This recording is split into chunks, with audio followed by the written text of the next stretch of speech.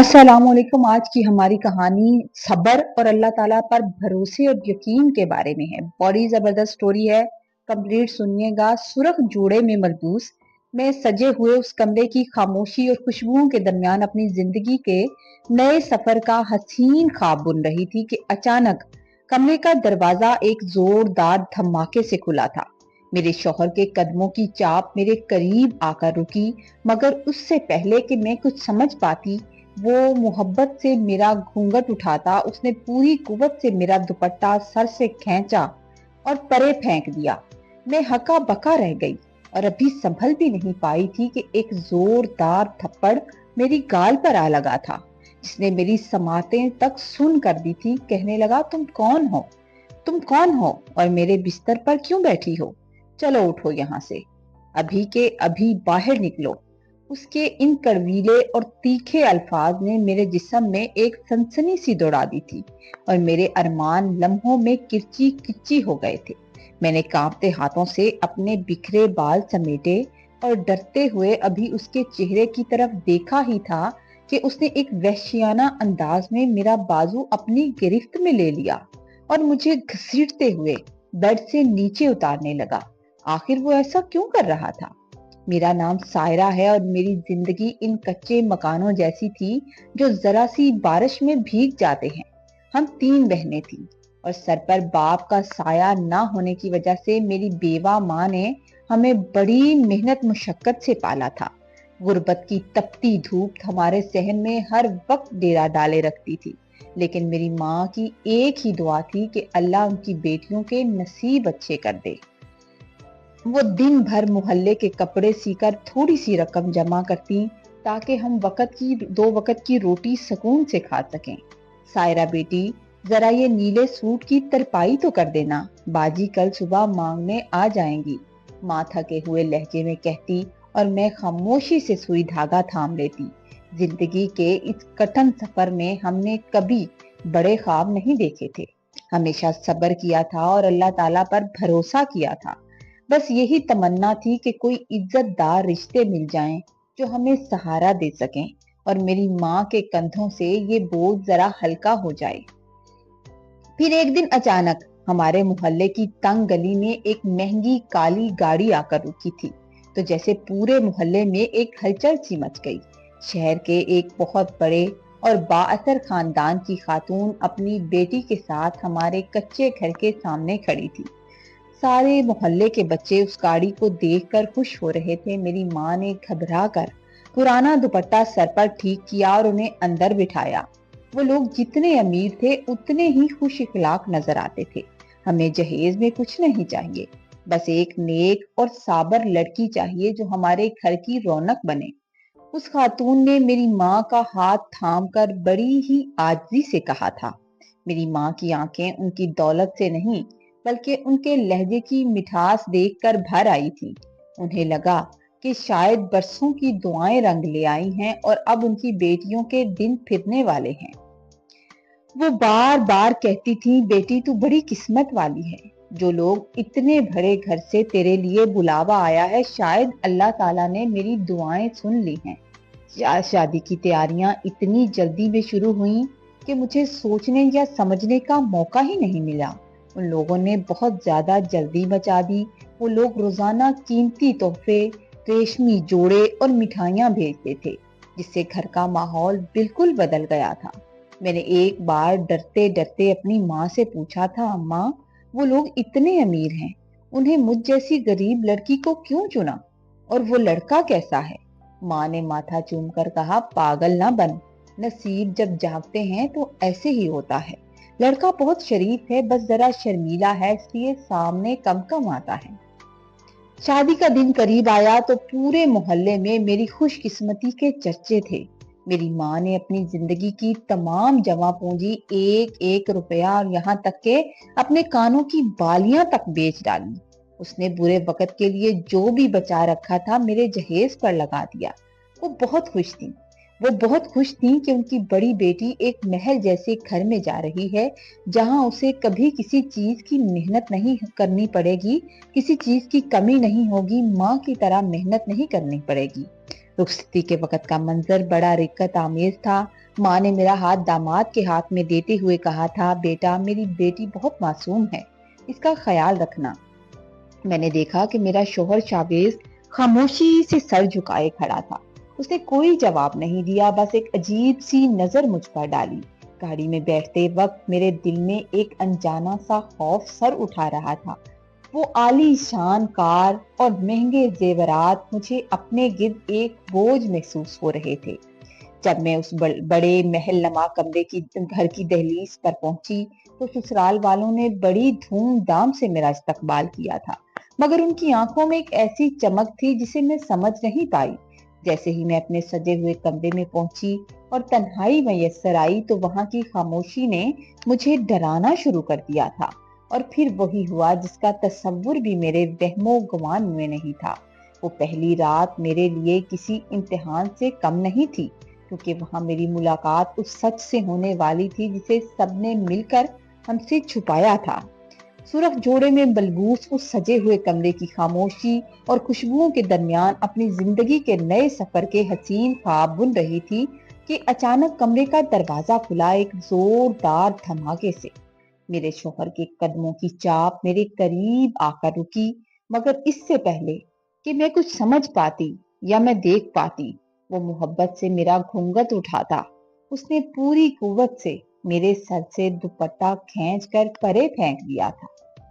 मैं ये देखकर हका बका रह गई और अभी संभल भी नहीं पाई थी कि एक जोरदार थप्पड़ मेरे गाल पर आ पड़ा था। उसने मेरी समातें सुन कर दी थी। कहने लगा, तुम कौन हो? मेरे बिस्तर पर क्यों बैठी हो? चलो उठो यहाँ से, अभी के अभी बाहर निकलो मेरे कमरे से। उसके इन कड़वे और तीखे अल्फाज ने मेरे जिस्म में एक सनसनी दौड़ा दी और मैं हैरान हो गई। मेरे अरमान लम्हों में किच्ची किच्ची हो गए। मैंने कांपते हाथों से अपने बिखरे बाल समेटे और डरने लगी। डरते डरते अभी उसके चेहरे की तरफ देखा ही था कि उसने एक वहशाना अंदाज में मेरा बाजू अपनी गिरफ्त में ले लिया और मुझे घसीटने लगा। घसीटते हुए बेड से नीचे उतारने लगा। आखिर वो ऐसा क्यों कर रहा था? जैसे ही मैं जमीन पर गिरी मेरी सिसकियां निकल गईं, लेकिन शाहवेज को मुझ पर जरा तरस नहीं आया। वो जमीन पर पड़े मेरे दुपट्टे को उठाकर उससे खेलने लगा और किसी छोटे से बच्चे की तरह बुड़बुड़ाने लगा। मैं साकत खड़ी उसे देख रही थी कि ये मेरे साथ क्या हो रहा है। उसकी आंखों में वो मुर्दाना गुस्सा नहीं था, बल्कि अजीब सी बेखबरी थी, जैसे उसे मालूम ही ना हो कि अभी उसने मेरे साथ क्या किया है। फिर मुझे कहने लगा, तुम गंदी हो, तुम यहाँ से जाओ, मुझे मेरी गुड़िया चाहिए। उसके उन अल्फाज ने मेरे रहे सहे होश उड़ा दिए। मैंने हिम्मत जमा करके उसे छूना चाहा तो वो डर कर कमरे के एक कोने में दबक गया और रोने लगा। मैं सारी रात उस कमरे के सर्द फर्श पर बैठी अपनी किस्मत का मातम करती रही। सुबह होते ही जब मेरी सास कमरे में दाखिल हुई तो मैंने तड़प कर उनका पल्लू थाम लिया। मैं डर गई थी। मैंने कहा, अम्मी जी, ये सब क्या है? शावेज को क्या हुआ है? वो ऐसा क्यों कर रहा है? तो उन्होंने बड़ी बेरुखी से मेरा हाथ झटक दिया और कहने लगी, कुछ नहीं हुआ उसे, बस वो जरा सा मासूम है, अभी बच्चा है जहन से, वक्त के साथ साथ ठीक हो जाएगा। अब तुम आ गई हो ना, तो उसे संभालना तुम्हारा काम है। उनका ये जवाब सुनकर मेरे तो पैरों तले से जमीन निकल गई। उन्होंने इतने बड़े सच को मासूमियत का नाम देकर मेरी पूरी जिंदगी दांव पर लगा दी थी। मैंने जिद की कि मुझे अभी अपने माँ बाप के पास जाना है, और जब वो लोग मुझे लेने आए तो मेरी हालत देखकर तड़प उठे। मैंने रो रो कर माँ को बताया कि शावेज जहनी तौर पर एक बच्चा है। वो तो मुझ पर हाथ उठाता है और मुझे तो पहचानता तक भी नहीं। मेरी माँ के चेहरे पर हवाइयां उड़ने लगीं और वो एकदम से सकते में आ गई। लेकिन जब मेरी फुफ्फा फुफ्फा जिन्होंने ये रिश्ता कराया था वहां पहुंची तो उनके लहजे में जरा रत्ती भर भी हमदर्दी नहीं थी। कहने लगे, अरे भाई, अब नसीब की बात है, हर चीज तो मुकम्मल नहीं मिलती। इतना बड़ा घर है, नौकर चाकर हैं, रोटी कपड़े की कमी नहीं है। अब लड़का जरा जहन से छोटा है तो क्या हुआ, तुम्हारी बेटी यहाँ राज करेगी। क्या वहां भूख काटती? ان کی کڑوی باتوں نے میرے دل کو چھلنی کر دیا۔ مجھے احساس ہوا کہ ان کے نزدیک میری زندگی کی کوئی اہمیت نہیں تھی، بس ذرا دولت کا ترازو وہی سب کچھ تھا۔ ماں کی حالت دیکھ کر میرا کلیجہ منہ کو آتا تھا۔ وہ بیوہ عورت جس نے اپنی پوری زندگی کی جمع پونجی میری شادی پر نچھاور کر دی تھی، اب اس کے پاس مجھے واپس لے جانے کا نہ حوصلہ تھا نہ ہمت۔ جب میں نے ان سے کہا کہ امی میں یہاں نہیں رہ سکتی، تو انہوں نے میرا سر اپنی گود میں رکھ کر زاروں قطار رونا شروع کر دیا اور کہنے لگی، بیٹی میں غریب عورت ہوں، تیرے باپ کا سایہ نہیں ہے تجھ پر، میں تجھے واپس لے جا کر کہاں رکھوں گی، تیری چھوٹی بہنوں کی زندگی کا سوال ہے۔ انہوں نے روتے ہوئے میرے ہاتھ تھامے اور کہنے لگی، جا بیٹا، اللہ پر بھروسہ کر لے، اس سے لو لگا لے، وہ ضرور کوئی معجزہ کرے گا، شاید شاویز تیری خدمت اور محبت سے ٹھیک ہو جائے، اللہ سے دوستی کر لے، وہ تیرا نصیب اچھا کرے گا، میں تیرے لیے دعا کروں گی۔ ماں کی ان دعاؤں نے اور اپنی بے بسی کو دیکھ کر میں نے پھر خاموشی اختیار کر لی اور بھاری قدموں کے ساتھ دوبارہ اس محل نما قید خانے میں آ گئی، جہاں میری حیثیت ایک بیوی کی نہیں تھی بلکہ ایک آیا کی تھی۔ میں نے اپنے آنسو پونچھے اور دل میں عہد کیا کہ اگر اللہ نے مجھے اس آزمائش کے لیے چنا ہے تو میں اس کی رضا میں راضی ہوں۔ دن گزرتے گئے اور شاویز کی حالت میں کوئی بہتری نہ آئی، بلکہ اس کا بچپنا اور ضدی پن اب ایک نئی آزمائش بن چکا تھا۔ وہ اکثر غصے میں آ کر گھر کی قیمتی چیزیں اٹھا کر باہر پھینک دیتا یا کانچ کے برتن دیوار پر مار کر توڑ دیتا تھا۔ کبھی وہ سارا دن خاموش رہتا اور کبھی چھوٹی سی بات پر ایسا واویلا مچاتا کہ پورے گھر میں کہرام برپا ہو جاتا تھا۔ مجھے اسے کسی چھوٹے بچے کی طرح بہلا پھسلا کر کھانا کھلانا پڑتا، اس کی ہر بے جا ضد کے آگے سر جھکانا پڑتا۔ سسرال کے اس عالی شان محل میں جہاں دکھاوے کی چمک دھمک تو بہت تھی، میری حیثیت ایک خادمہ سے بڑھ کر کچھ نہ تھی۔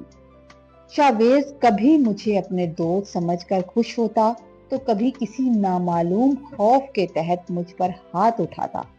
میں اپنے نیلے پڑتے بازوؤں کو دوپٹے میں چھپاتی اور اپنے کمرے کی تنہائی میں اپنے رب سے فریاد کرتی کہ یا اللہ، کیا میری ساری زندگی اسی طرح کسی معصوم کے غصے کی بھینٹ چڑھ جائے گی؟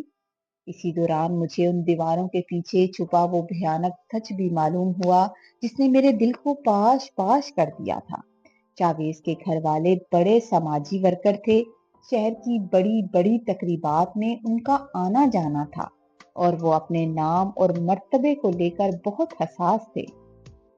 انہیں ہر وقت یہی فکر رہتی تھی کہ ان کی غیر موجودگی میں شاویز کوئی ایسی حرکت نہ کر دے جس سے ان کی ناک کٹ جائے۔ نوکروں کے بس کی بات نہیں تھی کہ وہ اس کی ذہنی حالت کو سنبھال رکھ سکتے۔ اگر کوئی بھی نوکر رکھا ہوتا تو وہ 1 مہینے سے زیادہ نہیں ٹکتا تھا، چھوڑ کر چلا جاتا تھا۔ اس لیے انہوں نے کسی غریب گھر کی لڑکی کا انتخاب کیا تاکہ وہ ان کے بیٹے کی تا حیات محافظ بن جائے۔ انہوں نے ایک مجبور اور بے بس بیوہ کی بیٹی کا سودا محض اس لیے کیا تھا کہ ان کے سماجی رتبے پر آنچ نہ آئے اور ان کے گھر کا یہ سیاہ راز 4 دیواری کے اندر ہمیشہ دفن رہے۔ ان کے نزدیک میری زندگی کی کوئی قیمت نہیں تھی، میں بس ایک مہرہ تھی جسے انہوں نے اپنی آسانی کے لیے استعمال کیا تھا۔ میری ساس جو باہر دنیا کے لیے ایک ہمدرد خاتون تھی، گھر کے اندر مجھ پر باتوں کے تیر برسانے کا کوئی بھی موقع ہاتھ سے نہیں جانے دیتی تھی۔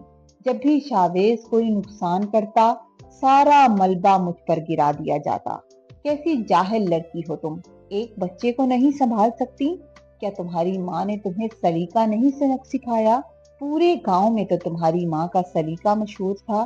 ان کے یہ طنزیہ بھرے جملے میرے زخموں پر نمک کا کام کرتے تھے۔ وہ جان بوجھ کر مجھے ایسی باتیں سناتی جیسے میں کوئی انسان نہیں بلکہ ان کے بیٹے کی جاگیر ہوں۔ وہ اکثر کہتی کہ شکر کرو ہم نے تمہیں اس کچی بستی سے نکال کر محل میں بٹھا دیا ہے، ورنہ تمہارے جیسی غریب لڑکیوں کو پوچھتا کون ہے؟ میں خاموشی سے یہ سب سنتی اور اپنے آنسو پی جاتی تھی۔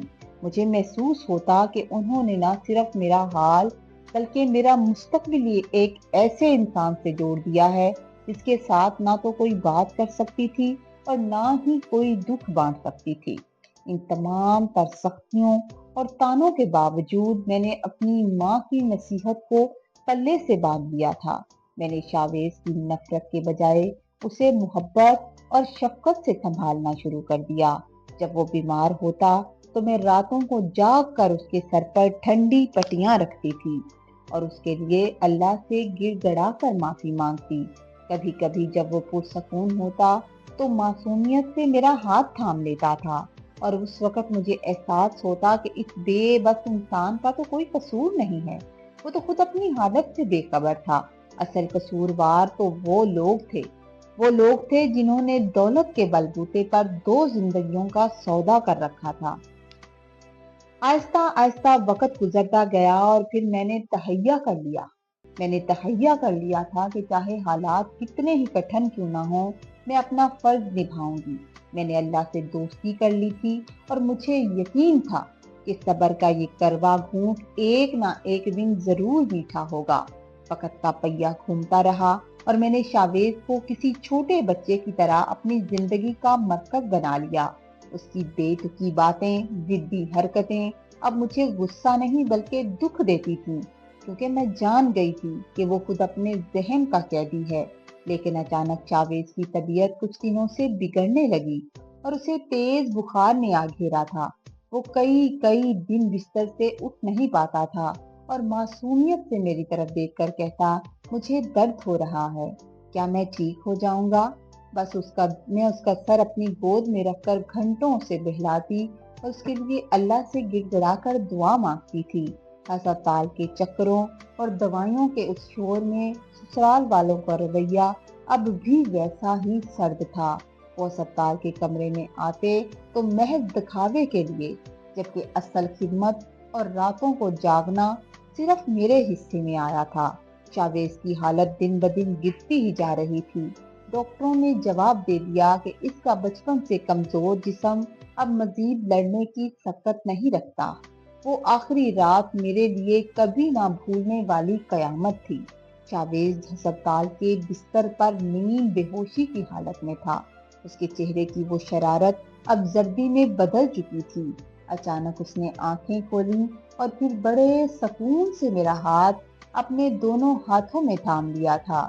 اس کی آنکھوں میں پہلی بار وہ بچپنا نہیں تھا بلکہ ایک عجیب سا سکون اور تشکر تھا، جیسے وہ سب کچھ سمجھ رہا ہو۔ اس کی آنکھوں سے آنسو جاری تھے اور وہ بول نہیں پا رہا تھا، بس ٹکٹی باندھے مجھے دیکھتا رہا۔ اس نے آخری بار میرا ہاتھ دبایا اور ایک لمبی ہچکی کے ساتھ اپنی جان خالق حقیقی کے سپرد کر دی۔ میں ساکت رہ گئی۔ جس انسان کو میں نے برسوں ایک بچے کی طرح پالا، وہ مجھے اس دنیا میں اکیلا چھوڑ کر چلا گیا۔ اس کے انتقال کے بعد گھر میں کہرام مچ گیا تھا، مگر میرے لیے وہ خاموشی زیادہ ہولناک تھی جو شاویز کے جانے کے بعد میرے دل میں اتر آئی تھی۔ عدت کے وہ دن میرے لیے گہری سوچ اور تنہائی کے دن تھے۔ میں اسی گھر کے ایک کونے میں پڑی رہتی جہاں شاویز کی آوازیں نہیں آتی تھیں۔ اسی دوران شاویز کا بڑا بھائی جو عرصہ دراز سے ملک سے باہر تھا، واپس آ گیا۔ وہ شاویز سے بالکل مختلف، ایک سلجھا ہوا اور ایک باشعور انسان تھا۔ جب اسے معلوم ہوا کہ اس گھر والوں نے میرے ساتھ کیا ظلم کیا ہے اور کس طرح ایک غریب لڑکی کی زندگی سے کھیلا گیا ہے، تو یہ جان کر اسے بہت دکھ ہوا۔ وہ اکثر اپنی ماں کو ٹوکتا، اماں، سائرہ بھابھی نے جو کچھ شاویز کے لیے کیا وہ ہم میں سے کوئی نہیں کر سکتا تھا۔ آپ انہیں اس طرح تانے مت دیا کریں، وہ اس گھر کی عزت ہیں۔ اس کے ان الفاظ نے میرے مرجھائے ہوئے دل کو ایک نئی زندگی دی۔ اس گھر میں کوئی تو انسان تھا۔ وہ میری خاموش خدمت اور صبر کا معترف تھا۔ اسے احساس تھا کہ میں نے کس طرح اپنی جوانی ایک ایسے رشتے پر قربان کر دی تھی جس کا کوئی مستقبل نہیں تھا۔ جب میری عدت مکمل ہوئی اور میں نے اپنے میکے جانے کی بات کی تو شاویز کے بڑے بھائی نے سب کے سامنے ایک غیر متوقع فیصلہ سنا دیا۔ اس نے اپنی ماں سے صاف کہہ دیا کہ وہ مجھ سے نکاح کرنا چاہتا ہے ताकि मेरे साथ होने वाली नाइंसाफी का मदावा हो सके। उसकी माँ पहले तो बहुत तड़पी, हंगामा किया कि एक बेवा और गरीब लड़की उनके बड़े बेटे की दुल्हन कैसे बन सकती है, और बड़ा बेटा और सबसे कामयाब बेटा। मगर लेकिन वो अपनी जिद पर कायम रहा। आखिरकार अल्लाह ने मेरे सब्र का सिला दिया और मेरा निकाह शावेज के बड़े भाई से हो गया। आज मैं उनके साथ दुबई में बहुत खुश जिंदगी गुजार रही हूँ और वो मेरा बहुत ख्याल रखता है। अब मैं पीछे मुड़कर देखती हूँ तो मुझे एहसास होता है कि अल्लाह पर भरोसा और सब्र कभी रायगा नहीं जाता। अल्लाह ने शावेज की सूरत में मेरी आजमाइश ली थी और फिर उसके भाई की सूरत में मुझे वो सब कुछ दिया था जिसकी मैंने कभी तमन्ना भी नहीं की थी। सच है कि अल्लाह से लो लगाने वाले को अल्लाह कभी भी तन्हा नहीं छोड़ता। चैनल पर नए हैं तो प्लीज चैनल को सब्सक्राइब कर दीजिए। स्टोरी अगर आपको अच्छी लगे तो आपने लाइक जरूर करना है। खुश रहिए, आबाद रहिए। अल्लाह हाफिज।